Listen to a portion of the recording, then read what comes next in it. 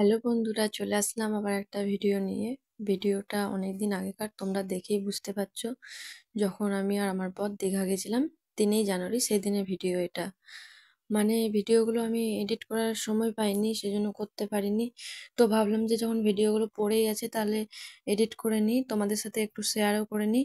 তো দেখো, আমরা রাত্রি তখন 10টা বাজছিল। 10টার সময় আমরা দুর্গাপুর বাস স্ট্যান্ডে চলে যাই। এই যে, তো দেখো আমাদের দুটো ব্যাগ হয়ে গেছে। তারপরে আমরা অনেকক্ষণ ওয়েট করার পরে দেখি যে ফাইনালি আমাদের দীঘা যাওয়ার বাস চলে এসেছে। তারপরে আমি তো খুবই এক্সাইটেড, আমরা ফাইনালি দীঘা যাচ্ছি। তারপরে আমি আগেই সিটে বসে যাই, আমাদের সিটের নাম্বার ছিল 29-30।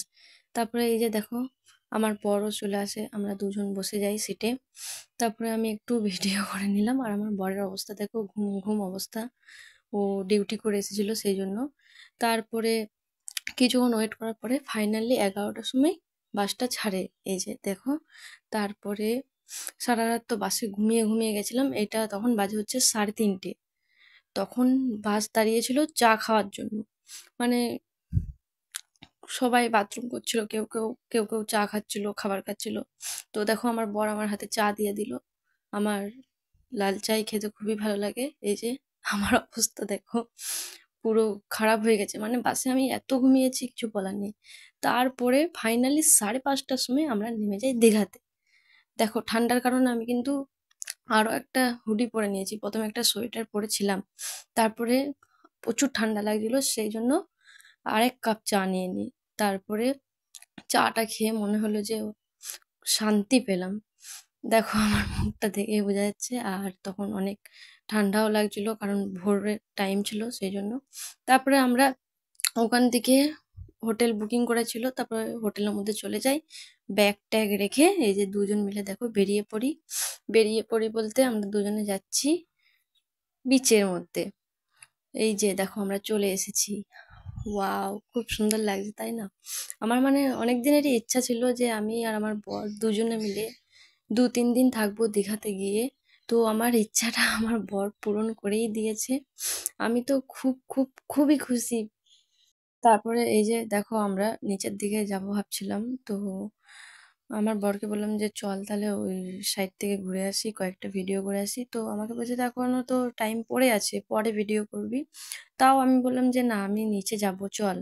তারপরে ও বললো যে আচ্ছা বেশ ঠিক আছে চল। তারপরে আমরা নিচে গেলাম। আর এখানে দেখো, মাছ ধরা হচ্ছে। সেটাও আমি ভিডিওর মধ্যে তোমাদেরকে দেখিয়ে দিলাম। আমি তো ফার্স্ট টাইম দেখলাম এভাবে মাছ ধরতে। তারপরে দেখো, এই যে এই সাইডের মধ্যে জাল পড়ে আছে, ওই জালগুলোর থেকে সাইডে অনেকজন গেছিল, তারা মানে মাছ খুঁজছে যে দেখি সাইডে কোথাও মাছ আছে কিনা। আমি দাঁড়িয়ে দাঁড়িয়ে দেখছিলাম আর আমার বড়। তারপরে কয়েকটা ওখানে ফটো তুলি। ফটো তোলার পরে দেখো, এই মানে এই যে সমুদ্রের জলটা আসছে সেটা দেখে আমার খুব ভালো লাগছিল, তোমরাও দেখে নাও। তারপরে ওখান থেকে আমরা চলে যাই। এই যে চার সাইডে যে ঘোড়াতে চাপছে, আর এইগুলো তোমাদের সাথেও আমি একটু শেয়ার করলাম, দেখে নাও তোমরা।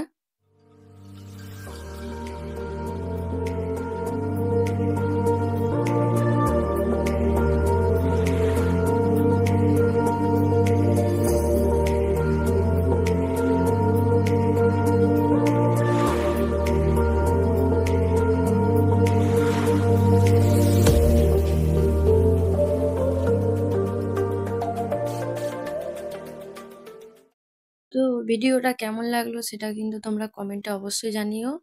আমি এই ভিডিওটা আপাতত এখানেই শেষ করে দিচ্ছি। আর আমার আরো বাকি ভিডিও আছে দীঘার, সেগুলো আমি ভাবছি যে পরপর একটা করে ডেলি পোস্ট করব।